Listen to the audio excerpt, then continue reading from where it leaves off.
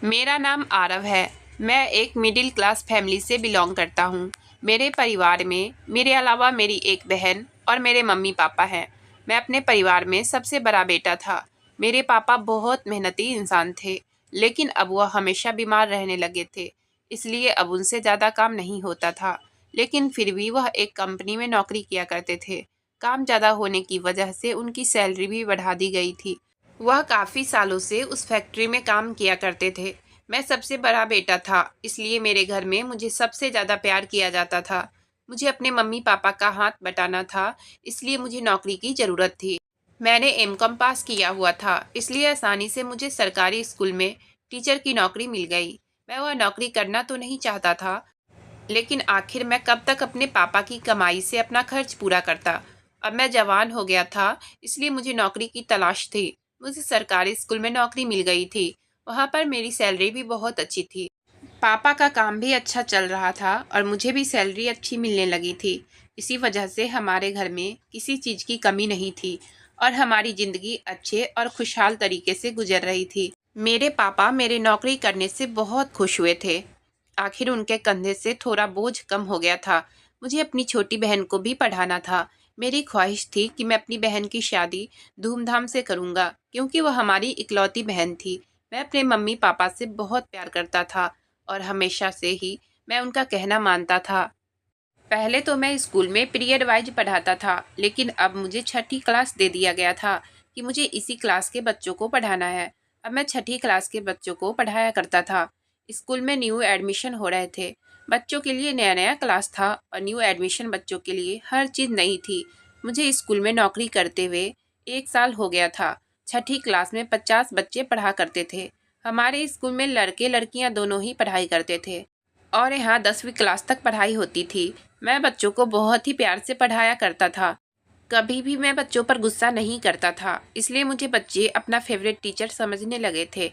एक दिन मैं अपने क्लास के बच्चों की कॉपियाँ चेक कर रहा था, तो मेरे पास एक लड़की आई। उसकी उम्र 12 साल थी और वह छठी क्लास की स्टूडेंट थी। वह मेरे पास आकर खड़ी हो गई और कहने लगी, सर, मेरी शादी आपसे होगी। मैं अपने ध्यान में सामने रखी कॉपियाँ चेक कर रहा था और कॉपियाँ चेक करने में ज़्यादा ही बिजी था, इसलिए अचानक उसकी बात सुनकर मैं चौंक गया था। मैंने उसकी तरफ देखा। मुझे लगा शायद मुझसे सुनने में कुछ गलती हुई है। तभी मैंने उसे दोबारा पूछा तो वह कहने लगी, सर, मेरी शादी आपसे ही होगी और आप ही मेरा दूल्हा बनोगे। उसने एक बार फिर से कहा तो मैं कुछ देर तक उसे देखता रह गया, जो बहुत रौबदार अंदाज में अपनी बात कह रही थी, जैसे उसकी बात सच हो जाएगी। और हैरत तो मुझे उसके इस मजबूत अंदाज पर थी, जो बहुत ही सच्चाई के साथ यह बात कह रही थी। मैंने उससे कहा, तुम यह सब क्या कह रही हो? उसका नाम पलक था और वह बहुत मासूम शक्ल की लड़की थी। उसने मुझसे दोबारा कहा, सर, आपकी शादी मुझसे होगी। मैं आपकी दुल्हन बनूंगी और आप मेरा दूल्हा बनोगे। वह एक बार फिर से बोली तो मैं खिलखिलाकर हंस पड़ा। मैं उसकी बात को मजाक समझते हुए इग्नोर कर दिया और मैंने उसे डांटा भी नहीं था, बल्कि उसकी बात को इग्नोर करके वापस उसे उसकी जगह पर भेज दिया था। और फिर उसके बाद मैं अपने काम में बिजी हो गया था। वह बच्ची है यह समझकर मैंने उसे इग्नोर कर दिया था। उसके बाद जब भी मैं उसे देखता था तो मेरे दिमाग में उसकी कही हुई बात घूमने लगती थी, लेकिन मैं बस मुस्कुराकर ही रह जाता था। वह काफ़ी इंटेलिजेंट और बहुत खूबसूरत थी और क्लास में सबसे इंटेलिजेंट लड़की थी। लेकिन मेरे पढ़ाने का एक वसूल है कि मैं सब बच्चों को एक ही नज़र से देखता हूँ और सबके साथ एक जैसा ही सुलूक करता हूँ। मैं किसी भी बच्चों को दूसरे बच्चों से कंपेयर नहीं करता था, क्योंकि मैं खुद भी ऐसे टाइम से गुजर चुका हूँ और मैं जानता हूँ कि जब टीचर्स सब बच्चों को एक नज़र से नहीं देखते हैं तो बहुत बुरा लगता है। मैंने उस बच्ची की बात को इग्नोर कर दिया था कि वह बच्ची है। उसकी इस बात को सीरियस लेने की ज़रूरत नहीं थी, लेकिन उसकी कही बात को मैं एंजॉय ज़रूर किया था। छुट्टी के टाइम पर मैं स्कूल से निकल आया ताकि मैं जल्दी घर पहुंचकर आराम कर सकूं।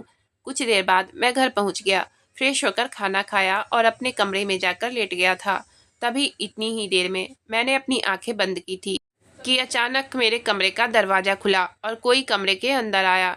दरवाज़ा खुलने की आवाज़ पर मैंने अपनी आंखें खोलकर देखा तो मेरी माँ थी। माँ को देखकर मैं उठकर बैठ गया। वह मेरे सामने आकर बैठ गई। मैंने माँ से पूछा कि क्या हुआ माँ, आप तो आराम कर रही थी ना? माँ मेरे सवाल पर मुस्कुराने लगी और कहने लगी, हाँ, मगर मुझे तुमसे एक ज़रूरी बात करनी थी, इसलिए मैं तुम्हारे कमरे में आई हूँ। माँ की बात सुनकर मैं अचंभे में पड़ गया था कि माँ को मुझसे ऐसी कौन सी ज़रूरी बात करनी थी जो अपना आराम छोड़कर मुझसे यह बात करने के लिए मेरे कमरे में आ गई थी। मैंने माँ से कहा, जी बताइए, आप मुझसे कौन सी बात करना चाहती हैं। मैं बड़ी हैरत में आ गया था। तो माँ मुस्कुराने लगी और नरमी से मेरा हाथ पकड़कर कहने लगी, हाँ, मुझे तुमसे बहुत ज़रूरी बात करनी है और अभी इसलिए तुमसे बात करना चाहती थी क्योंकि तुम्हारे पापा को तुम्हारा जवाब चाहिए। अब की बार माँ ने बताया तो मैं और भी ज़्यादा उलझ गया था और इसी उलझन में अपनी माँ को देख रहा था। माँ ने कहा कि दरअसल अब हम तुम्हारी शादी करना चाहते हैं। तुम्हारी शादी की उम्र हो गई है, इसलिए मैंने तुम्हारे लिए एक लड़की देख रखी है। मैं तुम्हारी मर्जी पूछने आई हूँ ताकि हम लड़की वालों को जवाब दे सके। लड़की अच्छी है और पढ़ी लिखी है, खाते पीते लोग हैं जिनका किसी चीज़ की कोई कमी नहीं है। तुम्हारे पापा को वहाँ पर सब कुछ पसंद आ गया है और मुझे भी लड़की बहुत पसंद आई है। इसलिए मैं तुम्हारी मर्जी जानना चाहती हूँ ताकि उन लोगों को हम अपने घर पर तुम्हें दिखाने के लिए बुला सके। मैंने माँ से कहा, माँ, मैं अभी शादी नहीं करना चाहता हूँ। अभी मेरी नौकरी को 1 साल ही तो हुआ है। अभी मैं कमाई करना चाहता हूँ, उसके बाद ही मैं शादी करूँगा। माँ ने कहा, बेटा, थोड़ा अपनी माँ के बारे में भी तो सोचो। तुम्हारी बहन कॉलेज चली जाती है, घर के सारे काम का बोझ मेरे ऊपर ही है। अब मेरी बूढ़ी हड्डियों में इतनी जान नहीं है कि घर का काम कर सकूं। सारा दिन तुम्हारी बहन कॉलेज और कोचिंग में बिजी रहती है और मैं घर में अकेली रहती हूँ। घर में बहू आ जाएगी तो थोड़ा मेरा साथ भी हो जाएगा और मेरा दिल भी लगा रहेगा। मैं अपने पोते पोतियों की शक्ल जीते जी देखना चाहती हूँ। मैं नहीं चाहती कि मैं अपने बेटे की शादी ना देख सकूं और उससे पहले ही इस दुनिया से चली जाऊं। माँ की सारी बात सुनने के बाद मैंने माँ की तरफ हैरानी से देखा और मुझे उस लड़की पलक की बात याद आ गई जिसने आज मुझसे कहा था कि मेरी शादी उससे ही होगी और मैं उसका दूल्हा बनूंगा। और तब मैं उसकी बात पर हंस पड़ा था, जबकि अब सच में मेरी शादी की बातें होनी शुरू हो गई थी। माँ कहने लगी, कहाँ खो गए बेटा? मुझे जल्दी जवाब दो ताकि मैं लड़की वालों को जल्दी से जल्दी जवाब दे सकूं। मैं माँ के सवाल पर चौंक कर होश में आया था और कहने लगा कि नहीं, कुछ नहीं, मैं कुछ और ही सोच रहा था। जैसा आपको ठीक लगे आप वैसा ही करो।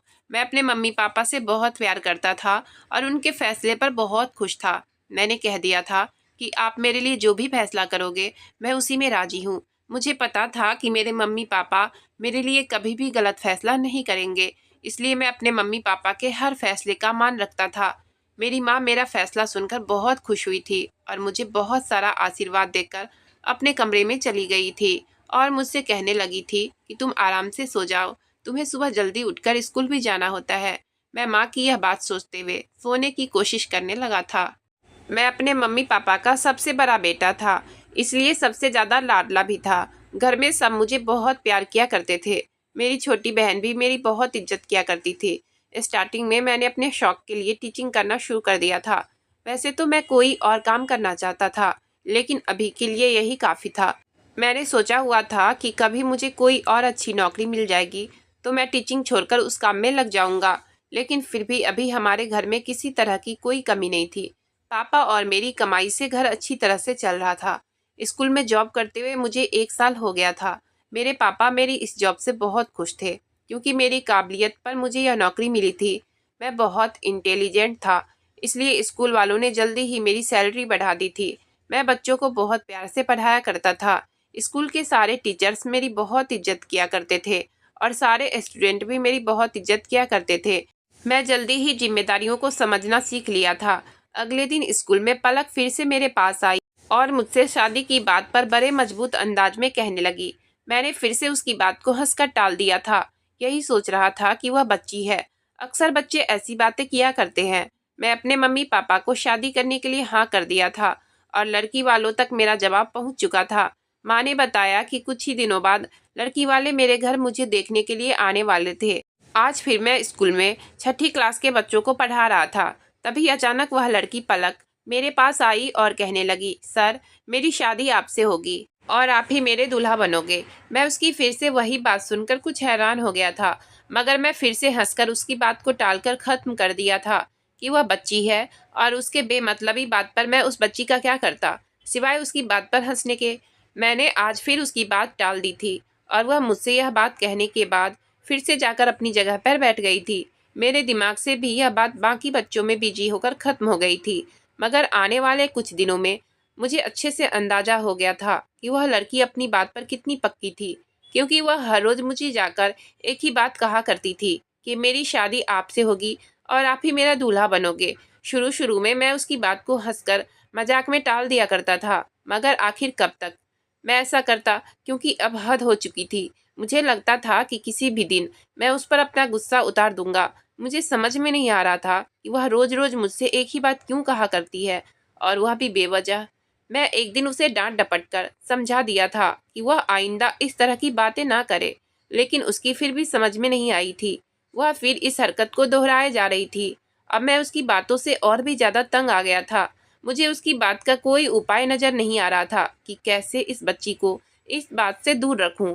मैं अपने स्कूल में किसी और टीचर को भी यह बात नहीं बता सकता था, क्योंकि मैं जानता था कि मेरी बात सुनकर वह लोग यही कहेंगे कि वह बच्ची है और नादान है, तो उसकी बातों को इग्नोर कर दो। लेकिन अब मैं उसकी बातों को नज़रअंदाज नहीं कर पा रहा था, और उसकी रोज़ रोज़ एक ही बात से मैं बेहद तंग आ चुका था।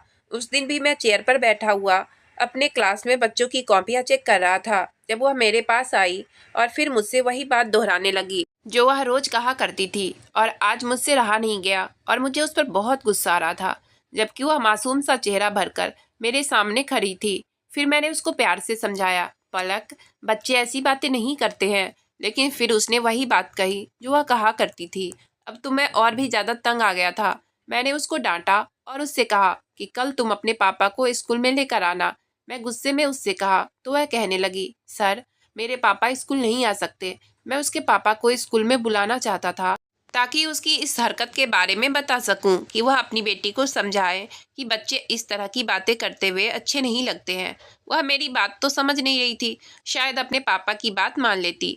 मैंने कहा, क्यों नहीं आ सकते? मुझे उसके इनकार पर बहुत गुस्सा आ रहा था, लेकिन मैं किसी तरह से अपने गुस्से पर कंट्रोल किया और बड़ी नरमी और प्यार से उससे पूछा, तुम्हारे पापा स्कूल क्यों नहीं आ सकते? उसने कहा कि सर, मेरे पापा लाचार हैं, वह दोनों पैरों से चल नहीं सकते हैं। आप ही हमारे घर जाकर उनसे मिल लेना। मैं तो हैरत में आ गया था कि उसके पापा लाचार थे। मुझे यकीन तो नहीं आ रहा था, लेकिन वह छठी क्लास में थी और इतनी छोटी भी नहीं थी कि इतना बड़ा झूठ बोलती। जरूर उसके पापा लाचार ही होंगे, तभी तो ऐसा कह रही थी। उसकी बात सुनकर मैंने सर हिला दिया, क्योंकि मैं उसके घर जाकर उनसे मिलने का फैसला कर चुका था और अब मैं स्कूल से छुट्टी होने के बाद उसके घर जाने वाला था। बाकी सारा टाइम मैं पलक की बातों को इग्नोर करके अपने काम में बिजी हो गया। स्कूल की छुट्टी होने के बाद मैंने ज़रूरी पेपर्स की फाइल उठाई और स्कूल से बाहर निकल गया। वह बच्ची पलक मेरे साथ ही थी, क्योंकि मुझे उसके घर जाना है, उसके लाचार पापा से मिलने के लिए। काफ़ी देर तक सड़कों और गलियों में पैदल चलते हुए हम उसके घर पहुंच चुके थे, जो ज़्यादा बड़ा तो नहीं था, बल्कि छोटा सा पुराना घर था। मैं उस बच्ची के साथ घर के अंदर दाखिल हो गया था। घर के दीवारें तो बड़ी अजीब सी और पुराने टाइप की नज़र आ रही थी। किसी भूतिया फिल्म टाइप जैसा घर लग रहा था, जिसे देखकर मैं कुछ परेशान सा हो गया था। लेकिन फिर भी उसके पापा को देखने लगा, जो मुझे घर पर कहीं भी नजर नहीं आ रहे थे। एक कमरे से दूसरे कमरे, आंगन और किचन, अब पूरे घर में झांकने के बाद भी मुझे ना तो घर में पलक की माँ नजर आई और ना ही उसके पापा नजर आए थे। उसने बताया था कि उसके पापा लाचार हैं। अगर वह लाचार थे और वह कहीं नहीं जा सकते थे, तो उनको घर में ही मौजूद होना चाहिए था। लेकिन वह मुझे घर में कहीं भी नजर नहीं आ रहे थे। मैं परेशान हो गया था और मैं पलक से पूछा, तुम्हारे पापा कहाँ हैं? तो उसने कहा कि मेरे पापा सामने वाले कमरे में हैं। मैं उस कमरे की तरफ देखने लगा, लेकिन उस कमरे की तरफ देखते ही मैं हैरत का शिकार हो गया था, क्योंकि उस कमरे में तो मैं देख चुका था। वह कमरा तो खाली था, सिंपल सा घर था, ना ही कोई सामान था और ना ही घर में रहने वाला कोई मौजूद था। न जाने वह मुझे किसके घर पर लेकर आ गई थी। उसके कहने पर मैं उस कमरे के अंदर चला गया था। मैंने सोचा कि एक बार और देखने में क्या हर्ज है।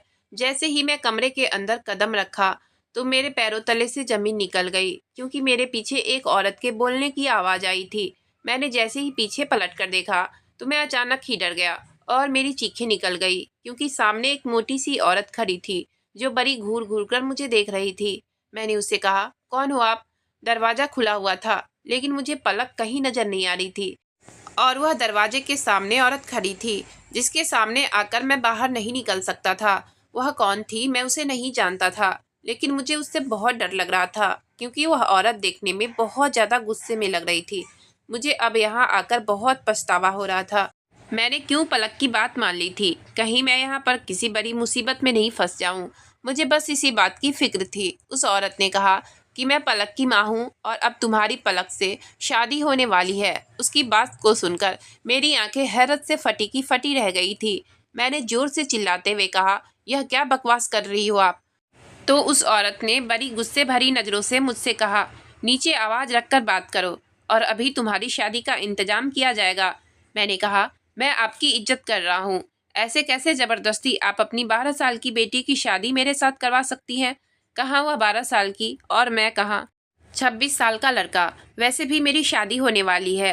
अपनी बेटी की शादी का इतना ही शौक है तो उसके लिए उसी की उम्र का कोई लड़का तलाश कर लो। मैं गुस्से भरे अंदाज में कहकर तेजी से बाहर की तरफ जाने लगा था, मगर अभी मैं दरवाजे से बाहर भी नहीं निकला था कि अचानक किसी ने पीछे से कोई जोरदार चीज मेरे सर पर दे मारी। मुझे कुछ समझ नहीं आ रहा था। मेरे सर में इतनी जोर से वह सख्त चीज मारी गई थी कि मेरा सर दर्द की वजह से फटा जा रहा था। मैंने पीछे पलट कर देखा तो पलक की माँ के हाथ में एक डंडा था जो उन्होंने मेरे सर पर मारा था। मुझसे दर्द बर्दाश्त नहीं हुआ और अगले ही पल मैं बेहोश होकर जमीन पर गिर पड़ा था। यह सब इतना अचानक हुआ कि मुझे कुछ सोचने समझने का मौका ही नहीं मिला था। मैं ना जाने कब तक बेहोश पड़ा रहा। जब मुझे होश आया तो मेरा सर इतना दुख रहा था कि मुझे बहुत चक्कर आ रहे थे और चोट का असर अभी तक मेरे सर पर मौजूद था। मेरी आंखें भी भारी भारी हो रही थी। मैं अपने सर को दबाते हुए तकलीफ कम करने की कोशिश कर रहा था। मुझे थोड़ा सुकून आया तो मेरी आंखों के सामने बेहोश होने के पहले का नज़ारा घूमने लगा। मैं याद करने की कोशिश कर रहा था। जिस कमरे में मैं था उस कमरे में बहुत अंधेरा था। मेरे घर पर मेरी माँ मेरा इंतजार कर रही होगी और परेशान होंगी। ना जाने मैं कब से इस कमरे में बंद था। मुझे अपनी फैमिली की याद आ रही थी और उनकी टेंशन हो रही थी। मैं यही सोच सोच कर परेशान हुआ जा रहा था कि मैं यहाँ पर क्यों आया था। यहाँ से निकलने का मुझे कोई रास्ता भी नज़र नहीं आ रहा था। अगर मुझे पता होता कि इस घर में आने के बाद मेरे साथ कुछ ऐसा हो सकता है तो मैं कभी यहाँ पर नहीं आता। मैंने अपना मोबाइल देखना चाहा तो मेरा मोबाइल भी मेरे पास नहीं था। मतलब वह औरत मेरा मोबाइल लेकर जा चुकी थी। ना जाने वह औरत कौन थी और मेरे साथ ऐसा क्यों कर रही थी। मेरे समझ में कुछ नहीं आ रहा था। मैं तेजी से दरवाजे की तरफ बढ़ा और जोर जोर से दरवाजा बजाकर उसे खोलने के लिए कहने लगा, लेकिन कोई जवाब नहीं आ रहा था। हार मानकर मैं बैठ गया और फिर किसी के आने का इंतजार करने लगा। ना जाने मेरे घर वाले कितने परेशान होंगे। वह मुझे गायब पाकर मुझे ढूंढने की कोशिश जरूर कर रहे होंगे। यह औरत कौन थी और मेरे साथ ऐसा क्या करना चाहती थी? कि कहीं वह औरत मुझे मारना तो नहीं चाहती थी? मगर वह तो मुझसे अपनी बेटी की शादी करने के लिए कह रही थी। मैं इस बात के लिए कभी भी राजी नहीं होता, क्योंकि मैं ऐसा वैसा इंसान नहीं था। मेरे स्कूल में भी काफ़ी सारी लड़कियां पढ़ती थी। कभी भी मैंने नज़रें उठाकर भी अपने स्कूल के लड़कियों को नहीं देखा था। मैं सिर्फ उनको पढ़ाता था। मेरा मतलब उनसे सिर्फ पढ़ाई तक का ही था और मैं अपने स्कूल के सभी लड़कियों की बहुत इज्जत किया करता था। हमेशा उनसे तमीज़ से बातें किया करता था। तो मैं कैसे पलक से शादी कर सकता था? बाहर दिन था या रात, मुझे किसी बात की कोई खबर नहीं मिल रही थी। मैं कभी सोता था और कभी उठकर बैठ जाता था। मुझे बहुत ज़्यादा भूख लग रही थी, लेकिन वह औरत जिसे पलक अपनी माँ कह रही थी, मुझे यहाँ लाकर कैद करके छोड़कर जा चुकी थी और पलटकर मेरी खबर तक नहीं लेने की कोशिश की थी। यही सब सोच सोचकर मैं और भी ज़्यादा परेशान हो गया था और सो गया था। जब दोबारा आंख मेरी खुली तो दरवाज़ा खोलने की आवाज़ से खुली। मैंने आंखें खोलकर देखा तो सामने वही औरत खड़ी थी। उसके हाथ में बैग था जो उसने मेरे हाथ में पकड़ाकर कहा कि ये लो, खाना खा लो। मुझे भूख तो बहुत लगी हुई थी, इसलिए मैंने खामोशी से उस बैग को पकड़ लिया और उस औरत से पूछा, तुम यह सब क्यों कर रही हो? तो वह कहने लगी, अब बहस करने की मुझे तुमसे हिम्मत नहीं है, क्योंकि तुम्हारी माँ ने मुझसे वादा किया था कि वह तुम्हारी शादी मेरी बेटी से करवाएगी, लेकिन वह अपने वादे को भूल गई है और जब मैंने तुम्हारी माँ को याद दिलाया तो वह मुकर गई है। मैं उसे इतनी आसानी से तो नहीं जाने दूंगी, इसलिए मैंने तुम्हें धोखे से घर बुलाया है ताकि तुम्हारी और अपनी बेटी की शादी करवा सकूं। अब यह पेपर पकड़ो और इन पर साइन कर दो। वह औरत बड़े गुस्से में बातें कर रही थी। उसने पेपर और पेन मेरी तरफ बढ़ाया।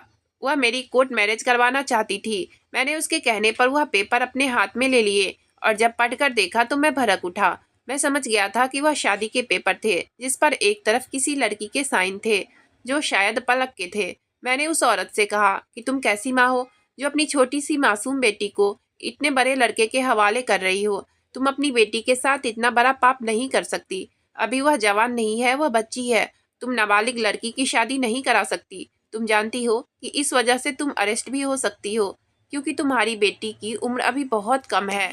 जब तक तुम्हारी बेटी बालिग नहीं हो जाती तब तक तुम उसकी शादी नहीं करा सकती। उस औरत ने कहा कि वह मेरी बेटी है, मैं जैसा चाहूँ उसके साथ कर सकती हूँ। वह बालिग नहीं है, लेकिन तुम तो बालिग हो।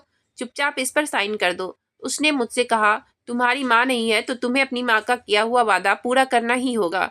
मैंने कहा कि कभी भी मेरी माँ एक 12 साल की लड़की से शादी करने के लिए वादा ही नहीं कर सकती। मुझे अपनी माँ पर पूरा भरोसा है। उस औरत को गुस्सा आ गया और मुझसे कहने लगी कि क्या तुम्हें तुम्हारी माँ ने बताया है? यही सच है कि तुम्हारी माँ ने मुझसे वादा किया था कि वह तुम्हारी शादी मेरी बेटी से करवाएगी। और अभी वह बोल ही रही थी कि इतनी ही देर में उसका मोबाइल बजने लगा और फिर वह फ़ोन उठाकर बात करती हुई मेरी तरफ देखने लगी। उसने मुझसे कहा कि मैं कल फिर आऊँगी और मुझे हर हाल में इन पेपर्स पर तुम्हारे साइन चाहिए, वरना अच्छा नहीं होगा। वह मुझे धमकाकर बाहर निकल गई थी। मैं बहुत परेशान हो गया था। आखिर यह औरत कैसी बातें कर रही थी? अब तो मैं भी सारी सच्चाई जानना चाहता था, इसलिए मैंने वहाँ से भागने की कोशिश नहीं की। मैं जानना चाहता था कि आखिर पलक की माँ उसकी शादी क्यों कराना चाहती है। मैंने खाना खाया। वह रात भी बड़ी ही मुश्किल से गुजरी थी। वह सिर्फ एक टाइम का खाना देकर ही गई थी, शायद इसलिए कि मैं उसकी बात मानकर उसकी बेटी से शादी कर लूं और इन पेपर्स पर साइन कर दूं। मुझे अपनी माँ पर पूरा यकीन था कि वह ऐसा कभी कर ही नहीं सकती है। अगले दिन फिर कमरे का दरवाज़ा खुला और कमरे में औरत नहीं, कोई आदमी आया था। मगर मैं यह देखकर हैरान रह गया था कि वह आदमी व्हील चेयर पर बैठा हुआ था, मतलब कि वह कोई लाचार आदमी था। मुझे पहले ख्याल आया कि कहीं वह पलक के पापा ना हो। उसने मुझे अपने बारे में बिना पूछे ही बता दिया कि मैं पलक का पापा हूँ और वह इंसान जिसने मुझे यहाँ पर रखा हुआ था वह पलक की माँ है।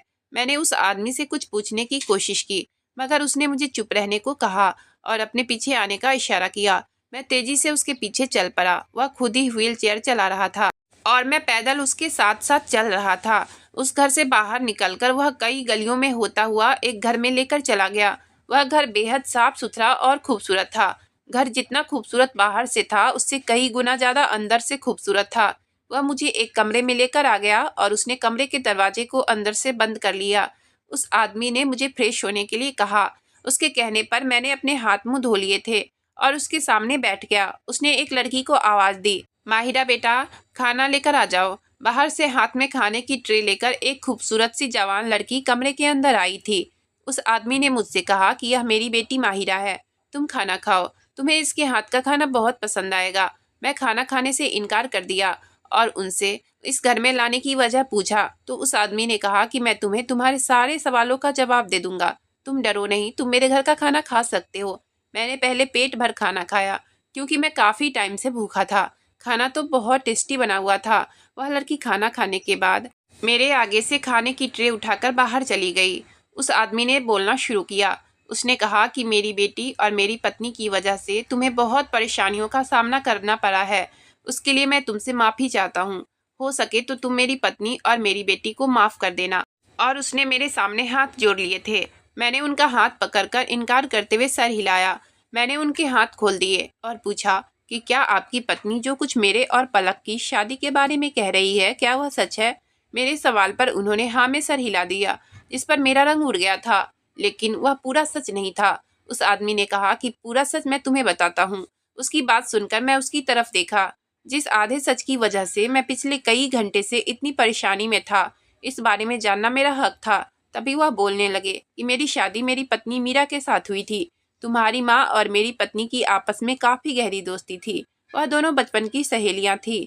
तुम्हारी माँ की शादी के बाद सबसे पहले तुम पैदा हुए थे। तुम्हारी पैदाइश पर तुम्हारी माँ बहुत ज़्यादा खुश थी क्योंकि तुम लड़के थे और इस बात पर तुम्हारी माँ की खुशी के ठिकाने नहीं थे। उसके कुछ महीने बाद ही मेरी बेटी का जन्म हुआ, जो भी खाना लेकर आई थी। माहिरा तुमसे कुछ ही महीने छोटी है। मेरी पत्नी को बेटी पैदा हुई तो वह निराश हो रही थी क्योंकि उसे भी लड़का ही चाहिए था। तो तुम्हारी माँ ने उसी समय वादा किया कि वह माहिरा को अपने बेटे आरव के लिए मांग रही है। इसी तरह से मेरी पत्नी इस बात से बहुत खुश हो गई थी क्योंकि उन दोनों की दोस्ती रिश्तेदारी में बदलने वाली थी। इसी तरह से तुम्हारी माँ ने जो वादा किया था कि वह तुम्हारी शादी मेरी बेटी से कराएगी, अब वह वादा करके भूल गई है। लेकिन मेरी पत्नी को यह बात अभी तक याद है। वह अभी तक उस वादे को नहीं भूली है और तुम्हारे बारे में माहिरा भी अच्छी तरह से जानती है, क्योंकि जैसे जैसे माहिरा बड़ी होती चली गई थी उसकी माँ उसको यह बात बताती रहती थी कि मैंने तेरा रिश्ता पक्का कर दिया है और तेरे होने वाले पति का नाम आरव है, इसलिए कभी भी किसी और लड़के के बारे में मत सोचना। मैं तेरी शादी अपनी सहेली के बेटे से कराना चाहती हूँ। मेरी बेटी ने तो कभी किसी और लड़के का ख्याल भी दिल में नहीं लाया, क्योंकि उसको बचपन से ही यह बात बताई गई थी कि उसका रिश्ता बचपन में ही तय हो चुका है। इसलिए उसने हमेशा अपने दिल में आरव नाम के लड़के को बसाया हुआ था। मैंने अपनी बेटी को पढ़ाया लिखाया और उसके कई साल बाद मेरी छोटी बेटी पैदा हुई जो कि पलक है। वक्त गुजरता रहा लेकिन तुम्हारी माँ ने हमसे बात करने की कोशिश नहीं की। तुम्हारी फैमिली से हमारी फैमिली का मिलना जुलना भी कम हो गया था। माहिरा इस रिश्ते पर बहुत खुश थी, मगर जब वो 18 साल की हुई तो मेरा एक्सीडेंट हो गया था और इस एक्सीडेंट में मेरी दोनों टांगें चली गई थी। मेरा एक्सीडेंट तुम्हारे पापा की कार से हुआ था। वह चाहता तो मुझे हॉस्पिटल भी लेकर जा सकता था और मेरी मदद कर सकता था। शायद आज मैं इस तरह से लाचार नहीं होता, लेकिन वह मौके पर ही मुझे छोड़कर भाग गया था। इस बात का पता मेरी पत्नी को चल गया तो उसने इस हालत का जिम्मेदार अपनी सहेली के पति को समझा। तब उसके दिल में बदले की आग जल उठी थी। मेरी पत्नी ने कहा कि अब वह तुम्हारी शादी माहिरा से करके ही रहेगी, ताकि शादी हो जाने के बाद वह माहिरा को उस घर की बहू बनाने के बाद उसे तुम्हारी माँ को परेशान करने के लिए कहे और जैसे तैसे लड़ झगड़ कर तुम्हारे पिता की सारी जायदाद माहिरा के नाम करवा ले। मेरी पत्नी ने यह सब कुछ सिर्फ बदला लेने के लिए ही किया। मेरी बेटी जिसकी कोई गलती नहीं थी वह यह सब करने के लिए तैयार नहीं थी। मेरी बड़ी बेटी माहिरा बहुत सीधी और समझदार है। वह अपनी माँ की तरह बिल्कुल भी चालाक नहीं है। मैं अपनी पत्नी को समझाने की बहुत कोशिश कर रहा था, लेकिन उसने मेरी एक नहीं सुनी। मेरी बेटी ने अपनी माँ को साफ कह दिया था कि वह शादी हो जाने के बाद अपनी ससुराल में जाकर ऐसी कोई हरकतें नहीं करेगी जिसकी वजह से आरव या उसके परिवार को कोई परेशानी हो, क्योंकि मेरी बेटी तुमसे बचपन से ही मोहब्बत करती है और तुमसे शादी करना चाहती है। मेरी बेटी कभी भी बदले के लिए तुम्हें इस्तेमाल नहीं करेगी। बदला सिर्फ उसकी माँ लेना चाहती है, मेरी बेटी नहीं। इस बदले की आग में कोई और तो नहीं बल्कि मेरी बेटी जल रही है, क्योंकि वह तुमसे शादी करना चाहती है और तुमसे प्यार करती है। लेकिन जब इस काम के लिए माहिरा ने इनकार कर दिया तो उसकी माँ ने पलक को अपना दूसरा हथियार बना लिया। उसने सोचा कि एक बेटी नहीं तो दूसरी बेटी की शादी करके मैं इन लोगों की ज़िंदगी बर्बाद कर सकती हूँ। उसने मेरी छोटी बेटी का एडमिशन जानबूझकर तुम्हारे स्कूल में करवा दिया और वह उसे रोज़ सिखाती थी कि तुम्हें टीचर से जाकर ऐसा कहना है। पलक सिर्फ अपनी माँ के कहने पर ही तुमसे ऐसा कहा करती थी। यह उसकी बनी बनाई प्लानिंग थी। तुम उसकी बातों में आ जाओ और फंस जाओ। वह यही चाहती थी कि वह तुम्हें किसी भी तरह से यहाँ बुला ले और बाद में आने के बाद ज़बरदस्ती तुम्हारी शादी पलक से करवा दे, क्योंकि माहिरा हर हाल में तुमसे शादी के लिए तैयार नहीं थी, क्योंकि वह अपने ससुराल वालों से बदला नहीं लेना चाहती थी। इसलिए मेरी पत्नी ने अपनी छोटी बेटी को मोहरा बना लिया और वह अपनी छोटी बेटी की शादी तुमसे करने के लिए तैयार हो गई। मेरी पत्नी पागल हो गई है और पागलों वाली हरकतें कर रही है। मैं उसे समझा समझा कर परेशान हो गया हूँ। अब मैंने तुम्हारे सामने सारी सच्चाई खोल दी है और यह हमारा असली घर है। जिस घर में तुम्हें बंद किया गया था वह हमारा पुराना मकान है जो हमेशा बंद रहता है। मेरी पत्नी के सर पर बदले का भूत सवार है जो हर हाल में तुम्हारे माता पिता से लेना चाहती है। उस आदमी की सारी बातें सुनकर मैं दंग रह गया। वह कहानी बदले की कहानी थी जिसकी वजह से मुझे कैद करके रखा गया था। उस आदमी ने मुझसे कहा कि अब तुम आज़ाद हो। मैं वापस तेजी से अपने घर की तरफ बढ़ गया। मेरे मम्मी पापा मेरी गुमशुदगी पर परेशान हो चुके थे और मुझे वहाँ सही सलामत देखकर मुझे गले से लगा लिया था। उनके पूछने पर मैंने उनको सारी बात बताई तो वह सभी मेरी तरह चौंक कर रह गए थे कि उन्हें उस औरत से ऐसी उम्मीद नहीं थी जो कि मेरी माँ की बचपन की सहेली थी। पापा ने भी शर्मिंदगी से अपनी नज़रें झुका ली थी। पापा डर गए थे और इस वजह से वह उस आदमी को अस्पताल लेकर नहीं जा सके थे। पापा ने कहा कि वह माहिरा के पापा से माफ़ी मांगने के लिए तैयार है और जाकर उनके आगे हाथ जोड़कर उनसे माफ़ी मांगना चाहते हैं। मेरी पूरी फैमिली माहिरा के घर चली गई थी। अब हम जब माहिरा के घर पहुँचे तो उसकी माँ अपने पति पर बरस रही थी कि उन्होंने मुझे आज़ाद क्यों कर दिया। मेरे पापा को देखकर उन्हें बहुत गुस्सा आया, मगर पापा ने माहिरा के पापा से माफ़ी मांगी। माहिरा के पापा ने जब अपनी पत्नी को समझाया तो वह समझ गई थी, लेकिन उनकी शर्त यह थी कि मैं माहिरा से शादी कर लूं। मैं उनकी शर्त पर राजी हो गया था। कुछ दिनों बाद मेरी शादी माहिरा से हो गई। मेरी माँ और माहिरा की माँ के बीच पहले वाली दोस्ती दोबारा हो गई थी। हम दोनों फैमिली के बीच सब कुछ ठीक हो गया था। माहिरा बहुत अच्छी लड़की थी। वह मुझे देखते ही पसंद आ गई थी। अब मैं अपनी पत्नी माहिरा के साथ बहुत खुश हूँ। मेरी माँ माहिरा को अपनी बहू नहीं बल्कि बेटी मानती है। मुझे अपने मम्मी पापा के फैसले पर कोई ऐतराज नहीं है और इस तरह से सब कुछ ठीक हो गया। अगर आपको कहानी अच्छी लगी हो तो प्लीज़ वीडियो को लाइक और चैनल को सब्सक्राइब करें। आपका बहुत बहुत धन्यवाद।